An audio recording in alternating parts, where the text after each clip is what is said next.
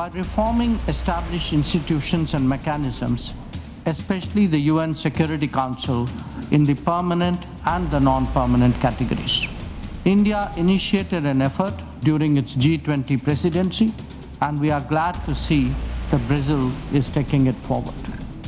The COVID experience is a sharp reminder of the need for more resilient, redundant, and shorter supply chains.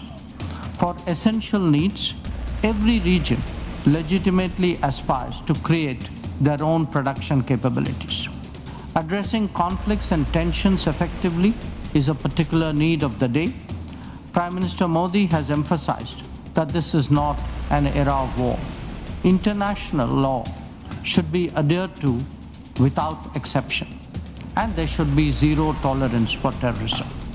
It is my honor to represent Prime Minister Narendra Modi at the BRICS outreach segment.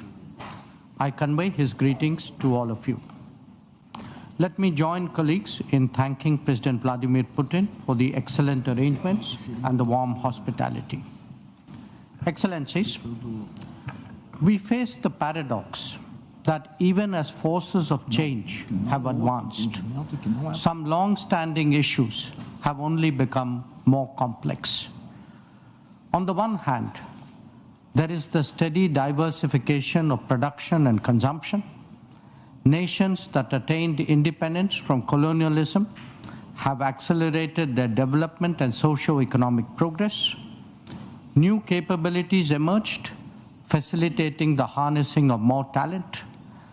This economic, political, and cultural rebalancing has now reached a point where we can contemplate real multipolarity. The BRICS itself is a statement of how profoundly the old order is changing. At the same time, many inequities of the past also continue. In fact, they have assumed new forms and manifestations.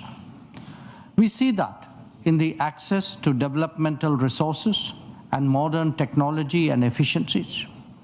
Let us also recognize that the benefits of globalization have been very uneven. Adding to all that, the COVID pandemic and multiple conflicts have aggravated the burdens borne by the global South. Concerns of health, food, and fuel security are particularly acute. The Summit of the Future underlined that the world is in real danger of falling significantly behind in realizing SDG targets. How do we reconcile this contradiction and ensure that the benefits of change reach those who are currently left behind? How do we create a more equitable global order? First, by strengthening and expanding platforms of an independent nature, and by widening the choices in different domains and minimizing undue reliance on those that can be leveraged. This is really where BRICS can make a difference for the global South. Second, by reforming established institutions and mechanisms, especially the UN Security Council in the permanent and the non-permanent categories. So too, the multilateral development banks, whose working procedures are just as outdated as that of the UN.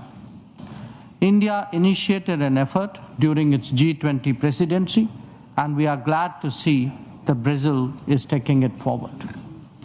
Third, by democratizing the global economy through creating more production hubs. The COVID experience is a sharp reminder of the need for more resilient, redundant, and shorter supply chains. For essential needs, every region legitimately aspires to create their own production capabilities. Fourth, by correcting distortions in global infrastructure that are a legacy from the colonial era. The world urgently needs more connectivity options that enhance logistics and mitigate risks. This must be a collective endeavor for common good with utmost respect for territorial integrity and sovereignty. And fifth, by sharing experiences and new initiatives. India's digital public infrastructure, its unified payment interface, the Gati Shakti infrastructure all hold a larger relevance. The International Solar Alliance, the Coalition for Disaster Resilient Infrastructure, the Global Biofuel Alliance, Mission Life, and the International Big Cat Alliance are similarly initiatives of common interest.